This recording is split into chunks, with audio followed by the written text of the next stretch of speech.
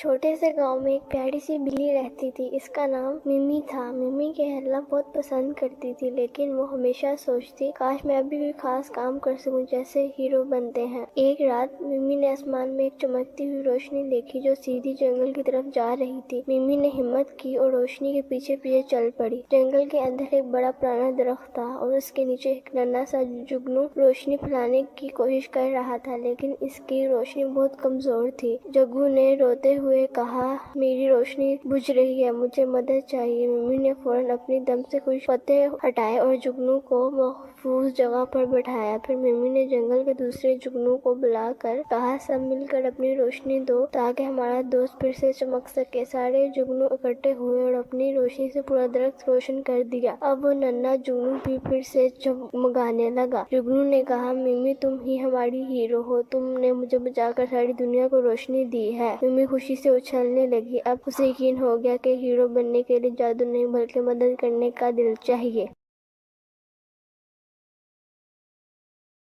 एक छोटे से गांव में एक प्यारी सी बिल्ली रहती थी। इसका नाम मिमी था। मिमी खेलना बहुत पसंद करती थी, लेकिन वो हमेशा सोचती काश मैं भी कोई खास काम कर सकूं जैसे हीरो बनते हैं। एक रात मिमी ने आसमान में एक चमकती हुई रोशनी देखी जो सीधी जंगल की तरफ जा रही थी। मिमी ने हिम्मत की और रोशनी के पीछे पीछे चल पड़ी। जंगल के अंदर एक बड़ा पुराना दरख्त था और उसके नीचे एक नन्हा सा जुगनू रोशनी फैलाने की कोशिश कर रहा था, लेकिन इसकी रोशनी बहुत कमजोर थी। जग्गू ने रोते हुए कहा, मेरी रोशनी बुझ रही है, मुझे मदद चाहिए। मिमी ने फौरन अपनी दम से कुछ पत्ते हटाए और जुगनू को महफूज जगह पर बैठाया। फिर मिमी ने जंगल के दूसरे जुगनू को बुलाकर कहा, सब मिलकर अपनी रोशनी दो ताकि हमारा दोस्त फिर से चमक सके। सारे जुगनू इकट्ठे हुए और अपनी रोशनी से पूरा दरख्त रोशन कर दिया। अब वो नन्हा जुगनू भी फिर से चमकाने लगा। जुगनू ने कहा, मिमी तुम ही हमारी हीरो हो, तुमने मुझे बचाकर सारी दुनिया को रोशनी दी है। मिमी खुशी से उछलने लगी। अब उसे यकीन हो गया कि हीरो बनने के लिए जादू नहीं बल्कि मदद करने का दिल चाहिए।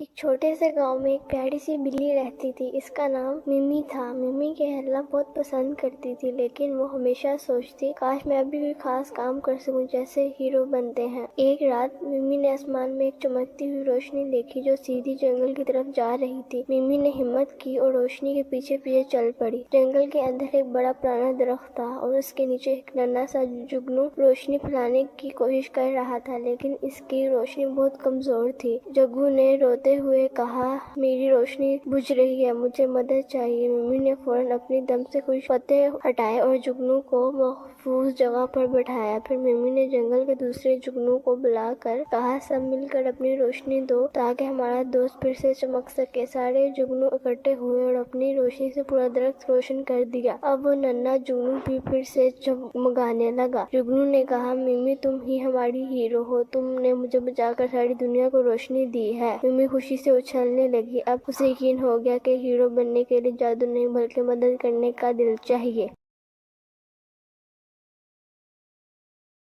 एक गांव में एक टोपी वाला रहता था। वो सुबह अपनी टोकरी में रंग बिरंगी टोपियां रख कर दूसरे गांव में जाता और बेचता। इसका काम छोटा था, मगर वह बहुत मेहनती और इखलाक इंसान था। एक दिन गर्मी बहुत ज्यादा थी। टोपी वाला सर पर टोपी रखे, कंधे पर टोकरी उठाए जंगल के दूसरे रास्ते गांव जा रहा था। रास्ते में एक बड़ा सायादार दरख्त आया। वो थक चुका था तो उसने सोचा, जरा आराम कर लूं, फिर आगे चलूंगा। उसने टोपियों से भरी टोकरी नीचे रखी और दरख्त के नीचे लेट कर सो गया। इस दरख्त पर कुछ शरारती बंदर रहते थे। उन्होंने नीचे रखी टोकरी में रंगीन टोपियां देखी तो बहुत खुश हुए। एक एक बंदर नीचे आया, टोपी उठाई और अपने सर पर पहन ली। फिर सब बंदर दरख्त पर वापस चढ़ गए और टोपियों के साथ खेलने लगे। कुछ देर बाद जब टोपी वाला जागा, उसने देखा कि उसकी टोकरी खाली है। वो घबरा गया, ओह मेरी सारी टोपियां कहाँ गई। फिर उसने ऊपर देखा तो बंदर दरख्त पर बैठे हंस रहे थे और टोपियां पहले रखी थी। टोपी वाला पहले तो परेशान हुआ और फिर सोचने लगा। अचानक उसे याद आया कि बंदर नकल करते हैं। उसने अपनी टोपी उतारी और जमीन पर फेंक दी। ये देख के सारे बंदर भी नकल में अपनी अपनी टोपी नीचे फेंकने लगे। टोपी वाला फौरन दौड़ा, सारी टोपियां इकट्ठी की और मुस्कुराते हुए आगे रवाना हो गया। अक्ल और होशियारी से हर मसला हल हो सकता है।